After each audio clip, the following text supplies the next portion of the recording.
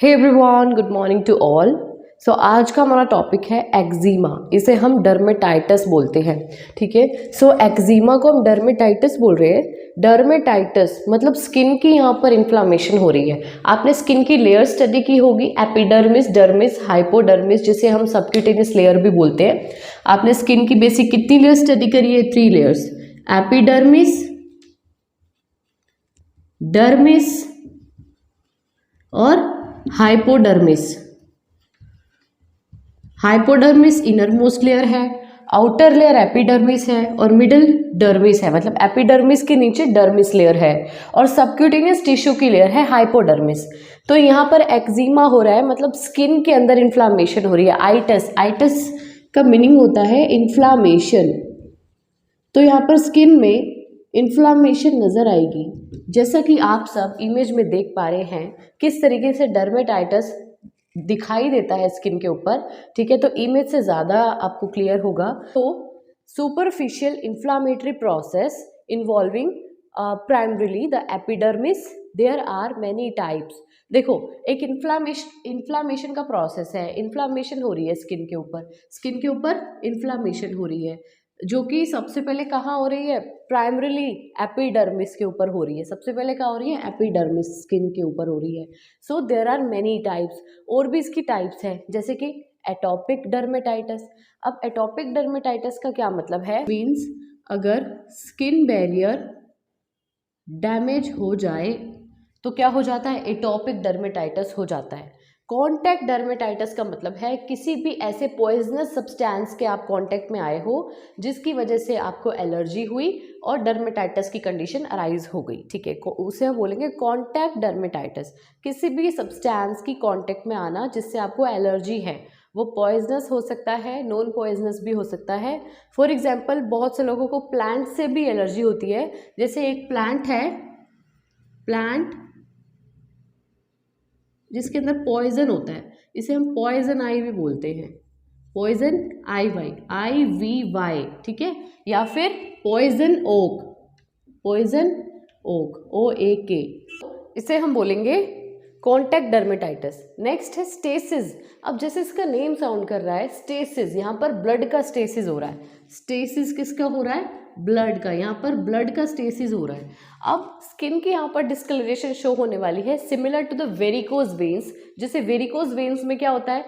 जो ब्लड है, ब्लड वापस से हार्ट तक रिटर्न नहीं जा पाता है। ठीक है, वेरिकोज वेन्स की कंडीशन में। तो यहाँ पर भी ऐसा ही हो रहा है। वेन्स के अंदर ब्लड का प्रेशर इंक्रीज हो रहा है और वहीं पर ब्लड का स्टेसिस हो रहा है, उसकी वजह से भी डर्मेटाइटिस हो सकता है। तो आई होप आपको क्लियर हो गया होगा atopic dermatitis, contact dermatitis and stasis dermatitis. अब डर्मेटाइटिस होने का रीज़न क्या है?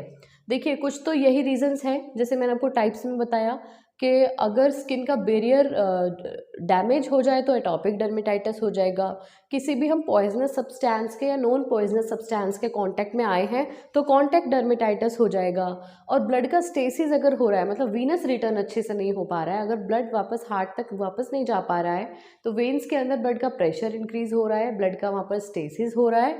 स्टेसिस का मतलब वहीं पर ही ब्लड एक्यूमुलेट हो रहा है, वापस से नहीं जा पा रहा है, रिटर्न नहीं जा पा रहा है, जिसकी वजह से डर्मेटाइटिस हो रहा है। अब फैमिली हिस्ट्री अगर हो, पेशेंट की फैमिली में हिस्ट्री रही हो इस डिसऑर्डर की, एक्जिमा की, तो भी पेशेंट को एक्जिमा हो जाएगा।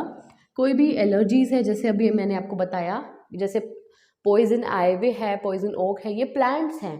प्लांट्स इनके इस तरीके से लीव्स होते हैं, जैसे 3 लीव्स होते हैं इनके, आप इमेज देख लीजिएगा, इस तरीके से होते हैं ये।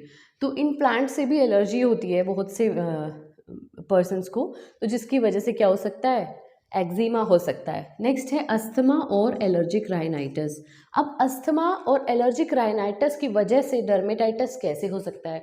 देखिए, दोनों ही इन्फ्लामेटरी कंडीशंस हैं। अस्थमा में भी इन्फ्लामेशन होती है, अस्थमा बोल लो या फिर एलर्जिक राइनाइटिस बोल लो, इनमें भी क्या होता है? इन्फ्लामेशन। देखो, आइटस, यहाँ भी आइटस लगा हुआ है, मतलब इन्फ्लामेशन तो हो रही है। अब दोनों ही इन्फ्लामेटरी प्रोसेस है, डर्मेटाइटिस में भी इन्फ्लामेशन हो रही है और अस्थमा में भी इन्फ्लामेशन हो रही है। अब हो सकता है कि इम्यून सिस्टम हमारा बहुत ज़्यादा ओवर रिएक्ट कर जाए। ठीक है, क्या हो रहा है यहाँ पर? Over reaction of immune system. अगर इम्यून सिस्टम हमारा ओवर रिएक्ट कर जाएगा तो स्किन के ऊपर इन्फ्लामेशन हो जाएगी, जिसे हम बोल रहे हैं डर्मेटाइटिस। स्किन में इन्फ्लामेशन होने वाली है, यहाँ पर रेडनेस हमें शो होगी, इचिंग होगी पेशेंट को। सो इसके गोल्स ऑफ मैनेजमेंट क्या है, कौन से ऐसे गोल्स हैं, ठीक है, जिन्हें हमें फुलफिल करना है, इस कंडीशन को मैनेज किस तरीके से हमें करना है, हमारा गोल क्या रहेगा, मेन जो हमारा एम है इस कंडीशन को लेकर के वो क्या है, टू रिलीव प्रूराइटस। प्रूराइटस का मतलब है ईचिंग को रिलीव करना है, क्योंकि पेशेंट को बहुत ज़्यादा ईचिंग हो रही है, उसे हमें रिलीव करना है। और क्या करना है, पेशेंट के स्किन को ल्यूब्रिकेट करना है, टू ल्यूब्रिकेट द स्किन। ये भी हमारा एक मोटिव है, एक गोल है, एक एम है कि पेशेंट की स्किन को ल्यूब्रिकेट करना है, क्योंकि जितनी पेशेंट की स्किन हाइड्रेटेड रहेगी, ल्यूब्रिकेटेड रहेगी, उसे ईचिंग कम होगी, रेडनेस कम हो जाएगी, पेशेंट कंफर्टेबल फील करेगा। तो ल्यूब्रिकेट करने के लिए आफ्टर बाथ, जब पेशेंट बाथ ले ले उसके बाद हमें उससे इंस्ट्रक्ट करना है कि वो इमोलिएंट लगाए। इमोलिएंट कहाँ लगाए, फेस के ऊपर, और ऑल ओवर द बॉडी पे वो कोई भी थिक लेयर ऑफ मॉइस्चराइजर लगा सकता है, ठीक है। सो टू रिड्यूस द इन्फ्लामेशन, और हमारा क्या मोटिव रहेगा कि हमें इन्फ्लामेशन को भी कम कराना है, टू कंट्रोल या प्रिवेंट सेकेंडरी इन्फेक्शंस। अब ये इन्फेक्शन ज़्यादा फैल ना जाए, इससे सेकेंडरी कोई इन्फेक्शन ना हो जाए, उससे भी हमें प्रिवेंट करना है या फिर कंट्रोल करना है। सो नेक्स्ट हम देख रहे हैं forms of eczema, forms of dermatitis, ठीक है। तो इन्फेंटाइल फॉर्म है, चाइल्डहुड फॉर्म है, और प्री अडोलसेंट या फिर अडोलसेंट फॉर्म है। मतलब इन्फेंसी के अंदर ये कब अपीयर होने वाला है, देखिए usually begins at 2 to 6 months of age. 2 से लेकर के 6 महीने तक ये अपीयर हो सकता है, 2 से 6 महीने के बेबीज के अंदर ये अपीयर हो सकता है, और उसके बाद ये ठीक हो जाएगा, और हो सकता है कि इसका रेमिशन हो जाए, मतलब स्पॉन्टेनियस अटैक वापस से हो जाए 3 years ऑफ एज में। ऐसा हो सकता है, ज़रूरी नहीं है, मे बी हो सकता है। ओके, चाइल्डहुड में क्या होने वाला है, 2 to 3 years ऑफ एज में अपीयर होगा, 2 से 3 साल की एज में ये आपको दिखाई देगा। प्री अडोलसेंट या फिर adolescent begins at about 12 years of age. 12 years of age में ये अपीयर होता है प्री अडोलसेंट या फिर अडोलसेंट के अंदर। अब हम इसकी असेसमेंट कैसे करेंगे, हम किस तरीके से इस कंडीशन को असेस करने वाले हैं, तो कौन से हमें ऐसे फीचर्स शो होंगे जिससे हम ये जान पाएंगे कि पेशेंट को डर्मेटाइटिस है। फर्स्ट है, बहुत ज़्यादा पेशेंट को ईचिंग होगी, मतलब प्रूराइटस हो रहा है, यहाँ पर क्या हो रहा है, प्रूराइटस हो रहा है, बहुत ज़्यादा रेडनेस यहाँ पर शो होने वाली है, स्वेलिंग शो होने वाली है, इन्फ्लामेशन शो होने वाली है। रेडनेस का यहाँ मतलब है एरिथमा होगा, पेशेंट को एरिथमा शो होगा, ठीक है। नेक्स्ट है स्केलीनेस का मतलब होता है क्रस्टिंग होगी, स्किन की क्रस्टिंग फॉर्म में हमें नजर आएगी, स्किन क्रस्ट नजर आने वाले हैं, ठीक है। स्केलिंग होगी मतलब क्रस्ट नजर हमें आने वाले हैं। Okay, minute papules and vesicles. Papules को आप इस तरीके से समझ लीजिए कि पैप्यूल्स एक तरह से पिंपल्स टाइप के होते हैं। क्या होते हैं, पिंपल्स टाइप होते हैं, जिस तरीके से पिंपल्स होते हैं ना, वैसे ही पैप्यूल्स होते हैं, ठीक है। और इसका जो साइज है वो लेस देन 1 सेंटीमीटर रहेगा, 1 सेंटीमीटर से कम का साइज होगा, less than 1 centimetre diameter.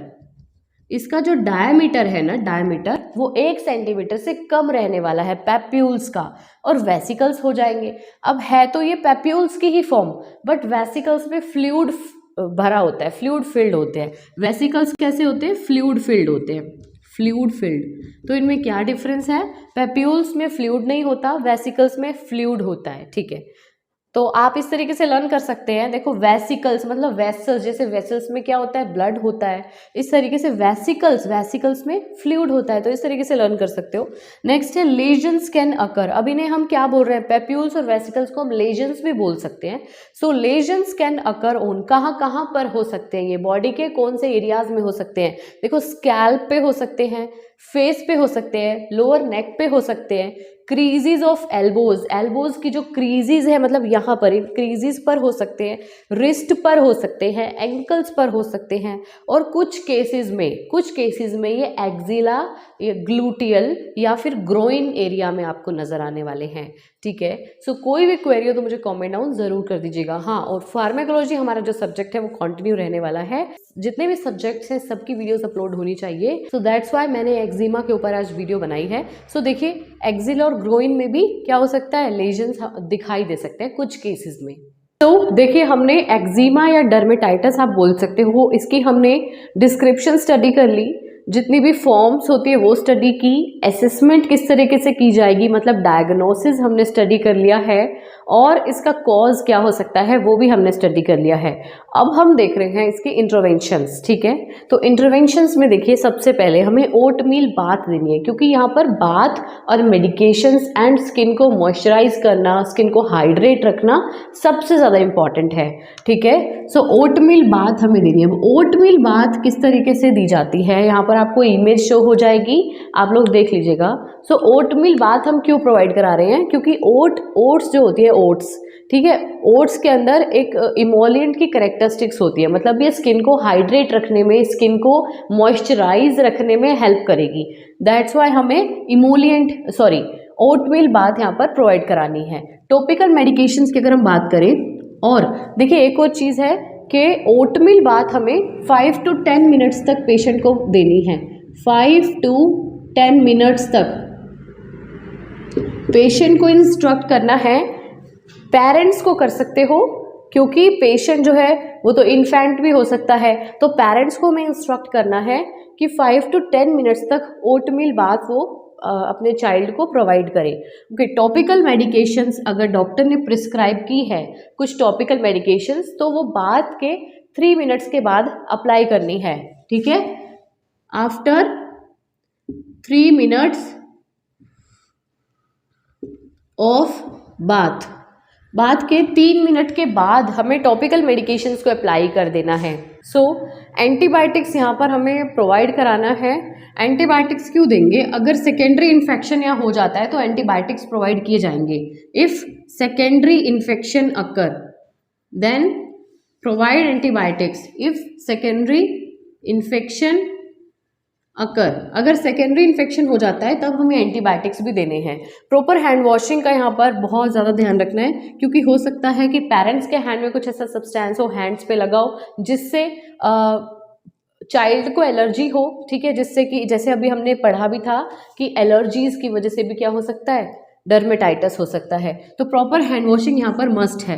Okay, instruct parents to monitor lesions for a sign of infection. अब पेरेंट्स को हमें कुछ हेल्थ एजुकेशन यहाँ प्रोवाइड करानी है, और पेरेंट्स को हमें बोलना है कि अगर इस तरीके का कुछ हमें क्रस्टिंग नज़र आती है, जैसे कि हनी कलर्ड की हमें क्रस्ट नज़र आता है, अगर आपको हनी कलर्ड का क्रस्ट नज़र आ रहा है एरिदमा के चारों तरफ, सराउंडिंग द एरिदमा, मतलब जहाँ पर भी रेडनेस है, जहाँ पर पेप्यूल्स हैं, वहाँ पर आपको हनी कलर्ड के क्रस्ट नज़र आ रहे हैं, रेडनेस नज़र आ रही है, ईचिंग बहुत ज़्यादा हो रही है और हनी कलर्ड के क्रस्ट नज़र आ रहे हैं, सो सबसे पहले हेल्थ केयर प्रोवाइडर को नोटिफाई करना है, ठीक है।